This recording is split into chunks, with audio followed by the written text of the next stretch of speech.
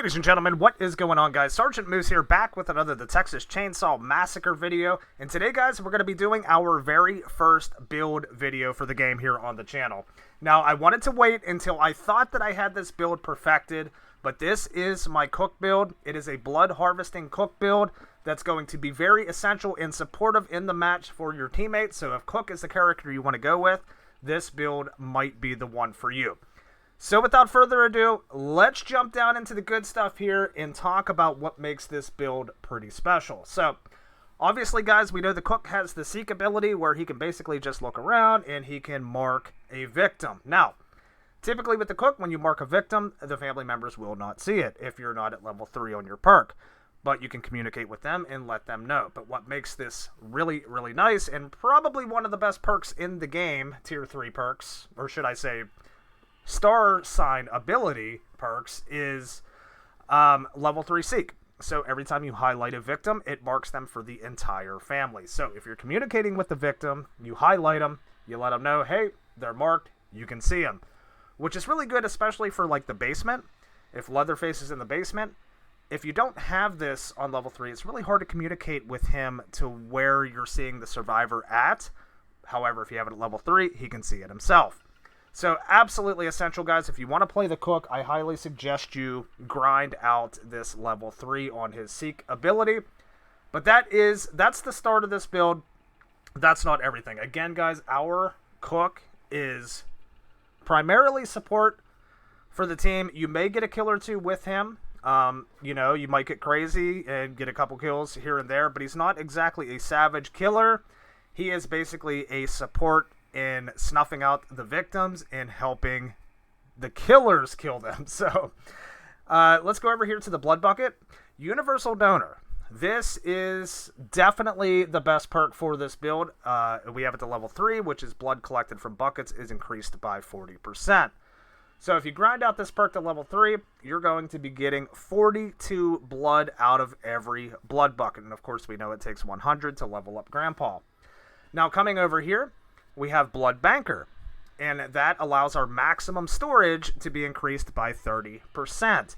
Now that's going to give us a 182 full storage. And of course, guys, for both of these perks, to make them most effective, we come down to attributes, blood harvesting, max that out, and that's going to give us more per bucket and more overall.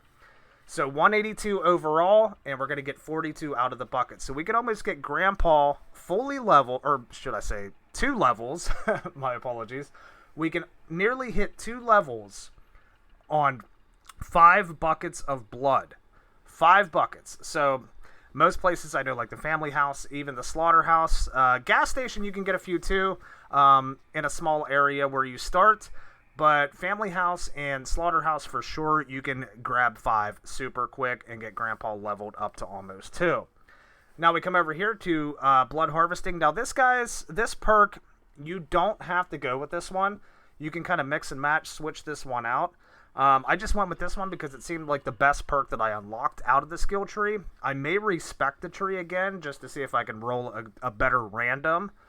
But this is the one I'm going with right now. Stamina consumption is reduced by 15% when carrying a blood vial that is more than 50% full. And again, that's level 3 too.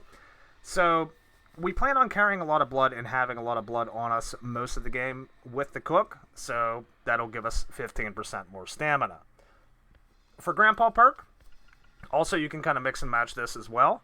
I went with this one. Delay between Grandpa's sonar ability is reduced by 20% at each level because we plan on having Grandpa leveled and leveled quickly. So with that said, guys, that is the bulk of the perks. Now, to play the Cook, honestly, at the beginning of the match, you don't really have to worry about trying to highlight or mark victims too much. You can, but what you should be doing is locking essential doors that lead out, you know, to the generator or the battery. Doors like that, you want to lock them up, padlock them up, and you want to be going around hunting for blood while Leatherface is doing his thing in the basement and your other teammate is doing their thing, hopefully turning on the battery. But yes, this is definitely a support build. It will help feed kills to the family. This is one that's been working for me, guys. I really, really enjoy it. If you guys are interested in playing Cook, I heavily suggest going for blood harvesting because it seems to be becoming the meta in this game because victims are escaping the basement super, super fast.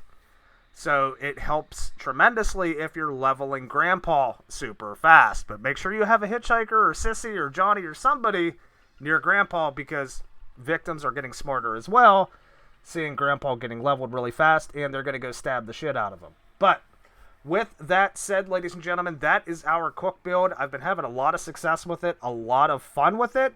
We're going to be doing more builds here in the near future. I'm thinking hitchhiker. Also, let's go to our skill tree real quick, guys, and I'll show you how we get up to these perks. So we're going to take the right side of the skill tree here. From here, it's mainly just, hoping you get, decent rolls out of your random abilities. But we're going to come up here. Here's the blood harvesting. You can get that as well, but it's not going to affect your overall blood harvesting. It's just going to give you some extra attribute points that you can play around with. So I didn't go with that one. But right over here is the blood banker. So you're going to work your way all the way over here and then come up here to universal donor, which is all the way at the top. Now, it's up to you if you want to take the right side of the skill tree. This was the only way that I saw to get to both of these perks. I mean, you can come up, I guess you can come up mid or even left side if you'd like as well. But the only thing it's really going to do is you're going to possibly get a different third perk that you can run with those two, which is okay as well. But at the same time, this is what I found was best suitable for me in terms of attributes and perks for the build. So with that said, guys, that is the build in a nutshell, man. If you're playing Cook, let me know in the comments. Let me know how your build is for the Cook. I know he can probably run several different types of builds, but this is the one I seem to like the most. With that said, guys, if you enjoyed the video, feel free to drop a like and subscribe to the channel if you haven't already. Check back for future content. We're always doing Texas Chain Saw Massacre here on the channel. Streams, content. We're going to be doing more build videos as well. My name's Sergeant Moose. Thanks so much for tuning in, and we'll see you guys on the next one. Take care, ladies and gentlemen.